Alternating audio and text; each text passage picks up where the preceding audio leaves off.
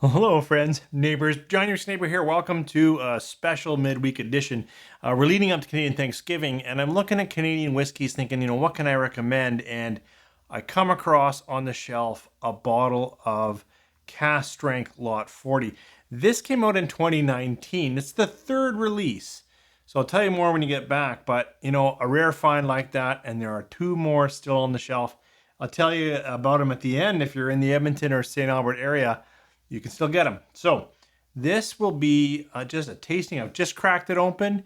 I have had it before 4 years ago, but we'll just taste it together and try to remember and see what Lot 40 Cask Strength whiskey tastes like. And then I pour a little bit of this first edition Alberta Premium just to give myself a comparison and to share some good rye with you guys. So if you've got any stronger, bolder, 100% Canadian rye, this is real rye. This isn't rye taste. This is rye. So pour a little bit of that. Come on back. 3, 4.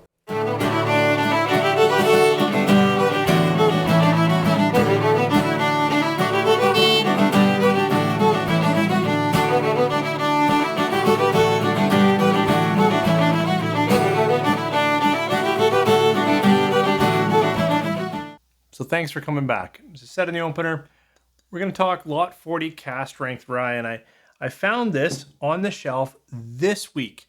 It's at the Sobeys Liquor in St. Albert, and they have 2 bottles left. I had to buy it. Yes, my favorite is the 12-year-old, but this is the third release, and it is a little bit different. This is, I think it's 57%. I'll check in a second.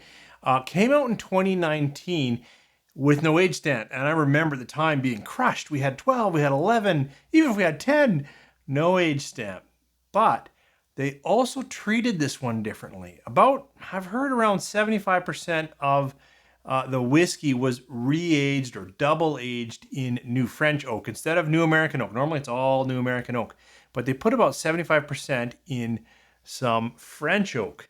And so this clearly from the other two, 57%, has a different treatment than just no age stamp. So let's go back on memory lane and see what this Lot 40 Cask Strength Rye is like. Nose and palate. A lot of caramel, a lot of sweet vanilla come up pretty quick. In fact, I'm going to keep going down that. I'm in maple tart territory. Little bread, little tart, little maple sugar.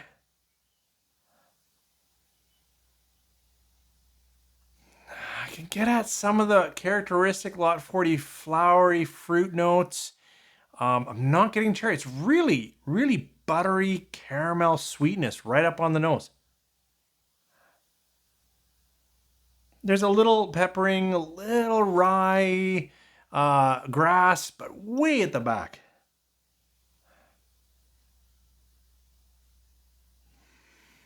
Yeah, very sweet on the nose. Let's try it on the palate together. Cheers. Okay, palate's gonna lead with some of that sweetness, confectionery, sugars, but does quickly give me cinnamon and ginger and pepper. Quite a bit of almost like a chili pepper. Better try another sip. Cheers. I'm really getting quite a bit of almost an artificial sweetness, and then pepper, like black pepper, but also chili peppers. Very spicy. Lots of sugar. A little bit of fruits, but I'm missing more. Like in Lot 40, I tend to get a pretty characteristic kind of cherry apple in there, like a really nice fruit that's hanging around. In fact, it distinguished itself for me from something like Alberta Premium. This is missing some of that fruit body that I really like in Lot 40. It tends to be now, some spicing. I'm even going to throw in some of that ginger, a little bit of the impression of orange rind. I'm not really getting orange, but that kind of, it's just really speaking in that spice pool. It does feel nice in the mouth. It's nice and chewy. Finish is woody, actually, oak and some other going on there.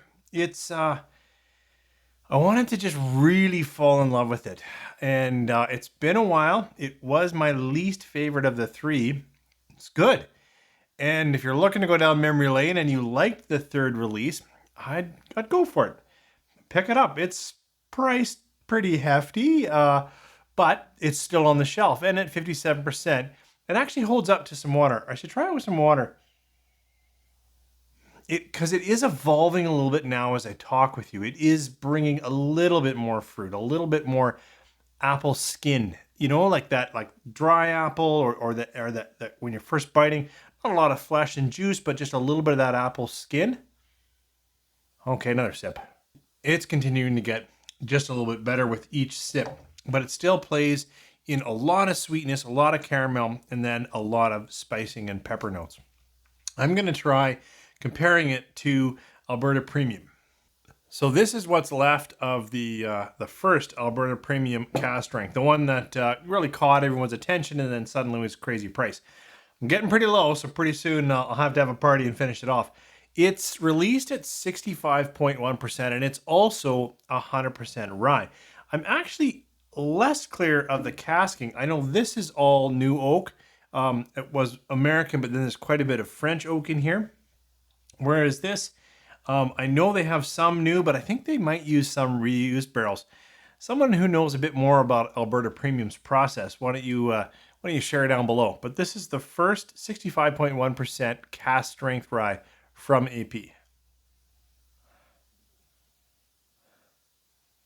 It's interesting, you know, their first note here was caramel and sweetness, and this is actually giving me more vanilla. Yep. On the nose, more vanilla. Let's try the palate. Cheers. Boy, that's actually really balanced well. It's got some pepper, it's got some heat for sure at 65, but it's got a little more almost bourbon notes. Like it's got that caramel and butter that this is, but it's blended them. I mean, it's expressing across my palate just a little nicer. It's a little put together more. Sure, it's spicy and hot, and there I am getting a little bit of fresher apple. Not the skin that I was getting here, but a little fresher apple. Some nice sweet buttered caramel. It's coating really well.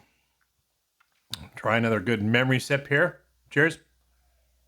And the oak, there must be some new oak in here because it really has a nice balance of oak. I always find Alberta Premium Cask Strength Rye not playing into all that grass. Oh, there is a little drawing finish and a little. This is really good. In memory, I wish I had. I have a 12. I haven't opened it and could shoot the 12 against this because I really liked the 12-year-old Cask Strength, and this is good.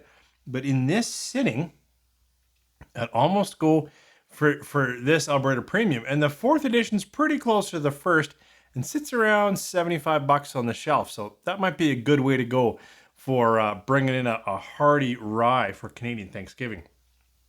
I know it sounds like I'm disappointed with this.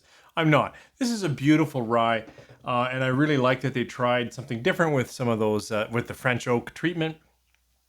I've always loved the Cask Strength bottle with a copper label.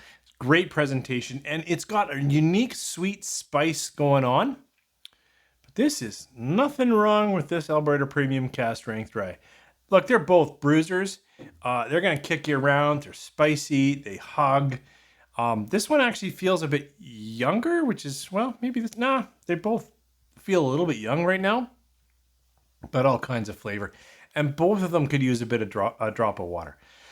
Thanks for joining me here. I wasn't really set up for a video wearing the relaxed clothes, but I thought, you know, if you're in the St. Albert area and you want to go down memory lane and get some Lot 40, this 3rd edition is still a great, great rye and certainly worth having on the shelf. Thanks for joining me.